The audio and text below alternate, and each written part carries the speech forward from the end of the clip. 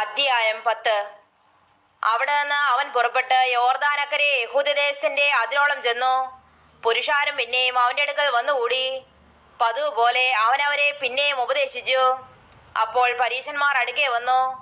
ഭാര്യ ഉപേക്ഷിക്കുന്നത് പുരുഷന് വിഹിതമോ എന്ന് അവനെ പരീക്ഷ കൊണ്ട് അവനോട് ചോദിച്ചു.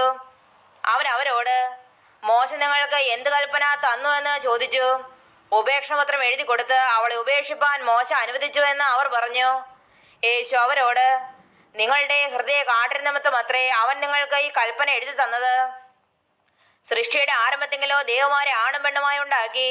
അതുകൊണ്ട് മനുഷ്യൻ അപ്പനെയും അമ്മയും വിട്ട് ഭാര്യയോട് പറ്റിച്ചേരും, ഇരുവരും ഒരു ദേഹമായി തീരും. അങ്ങനെ അവർ പിന്നെ രണ്ടല്ല, ഒരു ദേഹം അത്രേ.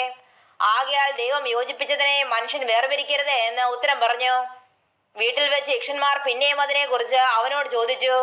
അവൻ അവരോട്, ഭാര്യ ഉപേക്ഷിച്ച് മറ്റൊരുത്തെ വിവാഹം കഴിക്കുന്നവൻ അവൾക്ക് വിരോധമായി വ്യഭിചാരം ചെയ്യുന്നു. സ്ത്രീയും ഭർത്താവിനെ ഉപേക്ഷിച്ച് മറ്റൊരുത്തരുമായി വിവാഹം കഴിഞ്ഞാൽ വ്യഭിചാരം ചെയ്യുന്നു എന്ന് പറഞ്ഞു. അവൻ തൊടയേണ്ടതിന് ചിലർ ശിശുക്കളെ അവന്റെ അടുക്കൽ കൊണ്ടുവന്നു. ശിഷ്യന്മാരോ അവരെ ശാസിച്ചു. യേശു അത് കണ്ടാറെ മുഷിഞ്ഞ് അവരോട്, ശിശുക്കളെ എന്റെ അടുക്കൽ വരുവാൻ വിടുവേൻ, അവരെ തടുക്കരുത്. ദൈവരാജ്യം ഇങ്ങനെയുള്ളവരുടേതല്ലോ. ദൈവരാജ്യത്തെ ശിശു എന്ന പോലെ കൈക്കൊള്ളാത്തവൻ ആരും ഒരു നാളും അതിൽ കടക്കയില്ല എന്ന് ഞാൻ സത്യമായിട്ട് നിങ്ങളോട് പറയുന്നു എന്ന് പറഞ്ഞു. പിന്നെ അവൻ അവരെ അണച്ച് അവരുടെ മേൽ കൈവച്ചു അവരെ അനുഗ്രഹിച്ചു. അവൻ പുറപ്പെട്ട് യാത്ര ചെയ്യുമ്പോൾ ഒരുവനോടി വന്ന് അവന്റെ മുൻപിൽ മുട്ടുകുത്തി. നല്ല ഗുരു, നിത്യജീവനെ അവകാശമാക്കുവാൻ ഞാൻ എന്ത് ചെയ്യണമെന്ന് അവനോട് ചോദിച്ചു. അതിനെ യേശു, എന്നെ നല്ലവനെന്ന് പറയുന്ന എന്ത്? ദൈവം ഒരുവനല്ലാതെ നല്ലവനാരുമില്ല. കൊല ചെയ്യരുത്, വ്യഭിചാരം ചെയ്യരുത്, മോഷ്ടിക്കരുത്, കള്ളസാക്ഷ്യം പറയരുത്, ചതിക്കരുത്, നിന്റെ അപ്പനെയും അമ്മയും ബഹുമാനിക്കുക എന്നീ കൽപ്പനകളെ നീ അറിയുന്നുവല്ലോ എന്ന് പറഞ്ഞു. അവൻ അവനോട്, ഗുരു, ഇതൊക്കെയും ഞാൻ ചെറുപ്പം മുതൽ പ്രമാണിച്ചു പോരുന്നു എന്ന് പറഞ്ഞു.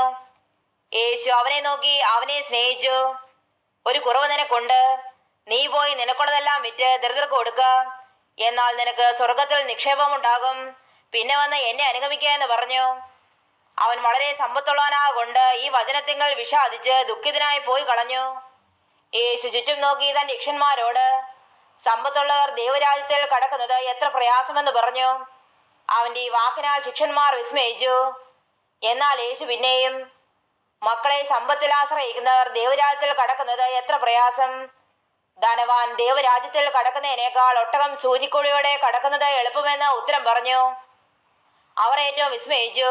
എന്നാൽ രക്ഷ പ്രാപിപ്പാൻ ആർക്ക് കഴിയുമെന്ന് തമ്മിൽ തമ്മിൽ പറഞ്ഞു. യേശു അവരെ നോക്കി, മനുഷ്യർക്ക് അസാധ്യം തന്നെ, ദൈവത്തിന് അല്ലതാനും. ദൈവത്തിന് സകലവും സാധ്യമല്ലോ എന്ന് പറഞ്ഞു. പത്രോസ് അവനോട്, ഇതാ ഞങ്ങൾ സകലവും വിട്ട് നിന്നെ അനുഗമിച്ചിരിക്കുന്നു എന്ന് പറഞ്ഞു തുടങ്ങി.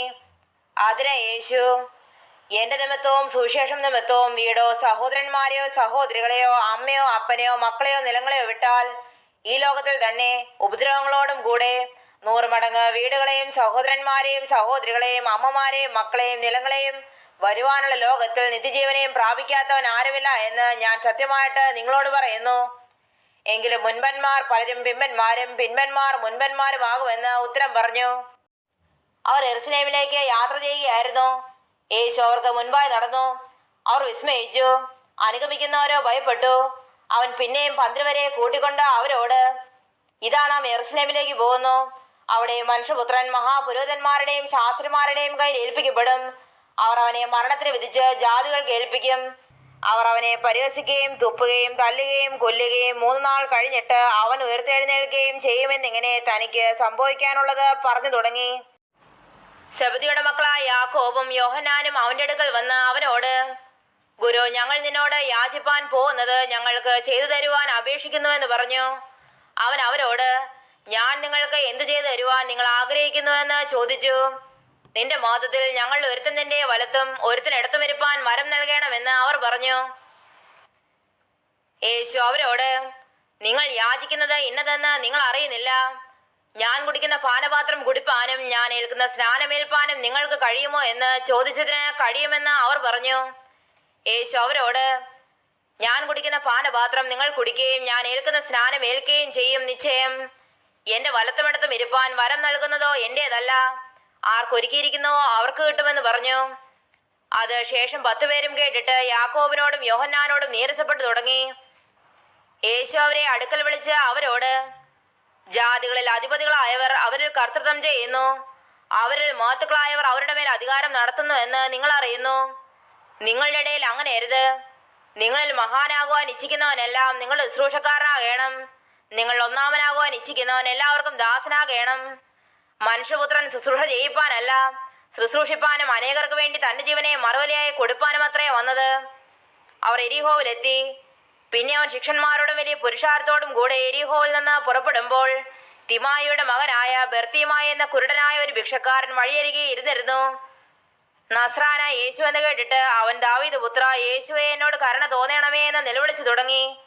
മിണ്ടാതിരിപ്പാൻ പലരും അവനെ ശാസിച്ചിട്ടും, ദാവീദ് പുത്ര, എന്നോട് കരുണ തോന്നണമേ എന്ന് അവൻ ഏറ്റവും അധികം നിലവിളിച്ചു പറഞ്ഞു. അപ്പോൾ യേശു നിന്നു അവനെ വിളിപ്പീനെന്ന് പറഞ്ഞു. ധൈര്യപ്പെടുക, എഴുന്നേൽക്ക, നിന്നെ വിളിക്കുന്നു എന്ന് അവർ പറഞ്ഞ് കുരുടനെ വിളിച്ചു. അവൻ തന്റെ പുതപ്പ് ഇട്ടും കളഞ്ഞ് ചാടി എഴുന്നേറ്റ് യേശുവിന്റെ അടുക്കൽ വന്നു. യേശു അവനോട്, ഞാൻ നിനക്ക് എന്തു ചെയ്തു തരണമെന്ന് നീ ഇച്ഛിക്കുന്നു എന്ന് ചോദിച്ചതിന്, റബ്ബൂനി, എനിക്ക് കാഴ്ച പ്രാപിക്കണമെന്ന് കുരുടൻ അവനോട് പറഞ്ഞു.